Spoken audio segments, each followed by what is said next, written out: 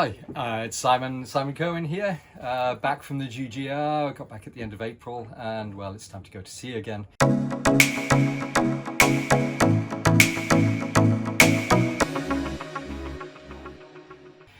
So here we are on board Translated 9, which is the old ADC AccuTrack of Claire Francis from 1977.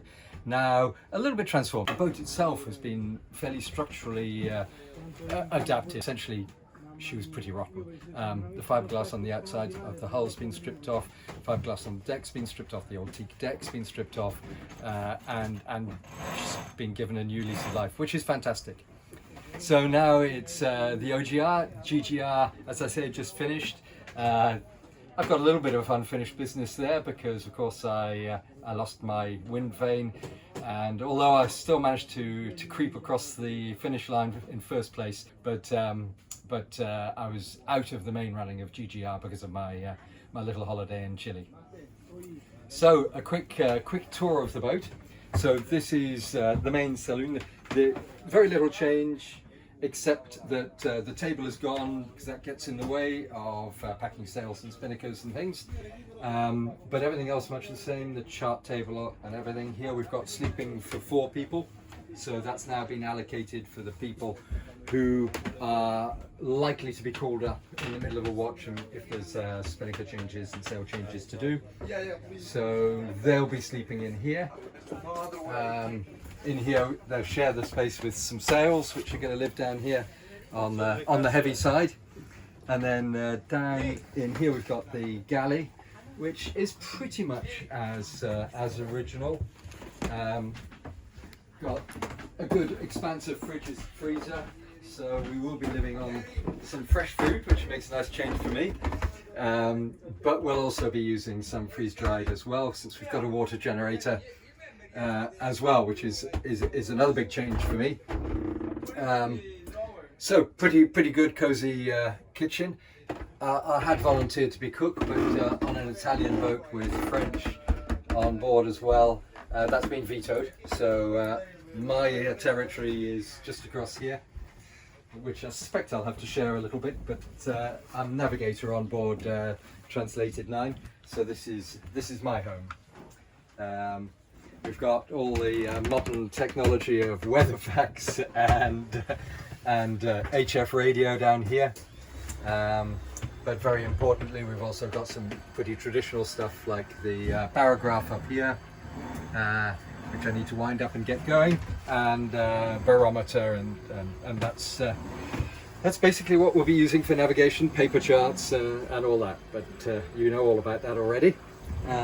So to the aft cabin. So this is what would be termed as the owner's cabin, I guess. Nice big cabin bunk here, but actually I think this is the better one, and the ones forward are better because you don't really want to have that space to roll around.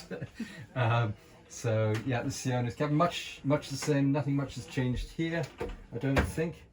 Yeah, I know that one of the other boats has got a washing machine in the hanging space here. We don't. We've just got oilies. So team oilies in the 2 sides, and that's pretty much it down below. So I mean, we've got an interesting crew because we're a good mixture. Half the crew are under 25, and they've been selected for their attitude as much, if not more, than their sailing ability. They're all good sailors, but they're really good crew members, and that's the basis of them being selected. And then we've got the Malingri family, so Vittorio and Nico. So this is 3rd generation Whitbread we're talking about here, which is great to have phenomenal amount of experience. Vittorio having done a Vendée campaign before, and loads of other crazy stuff, sailing across the Atlantic in a 20-foot catamaran, and Nico's done the same thing. And then I'm on board to supplement the experience of some Southern Ocean experience and a bit of navigation and use of the sextant and things like that. And then we've got the owner on board and one of his clients. So we've got a real mixture of youth and enthusiasm, a bit of the hard crusty old sailors, and then some clients and owners. So good old mix. So having a quick look at and translated, what we now have is she's ketch, but with cutter. So we've got a staysail here.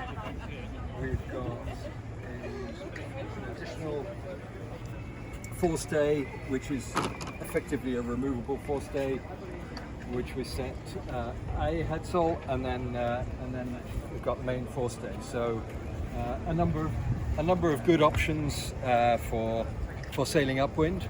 And you'll notice, unlike in my GGR boat, there are no furlers on this, which means it's hard work for the crew.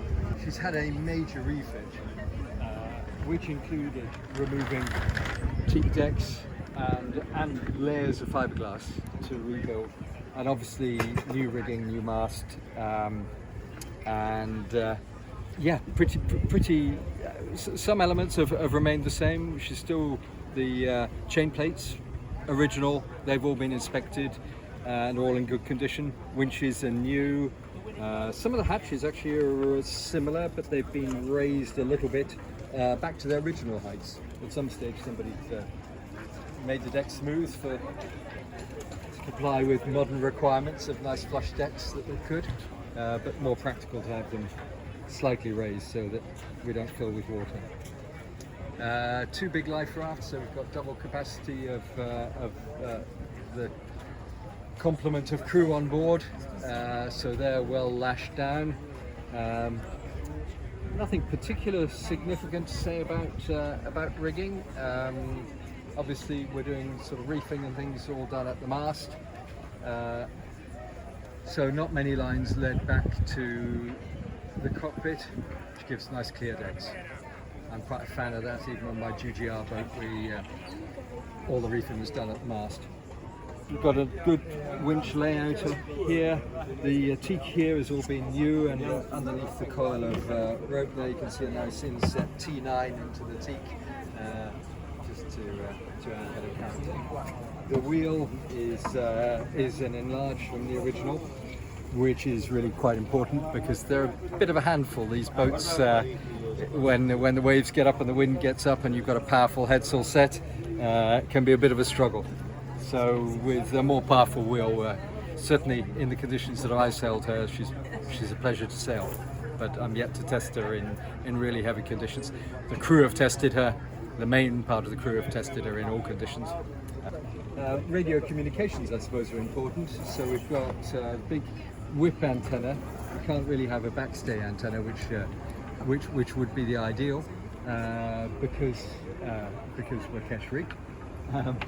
So we have the whip antenna, and we've also got a second antenna here, independently rigged up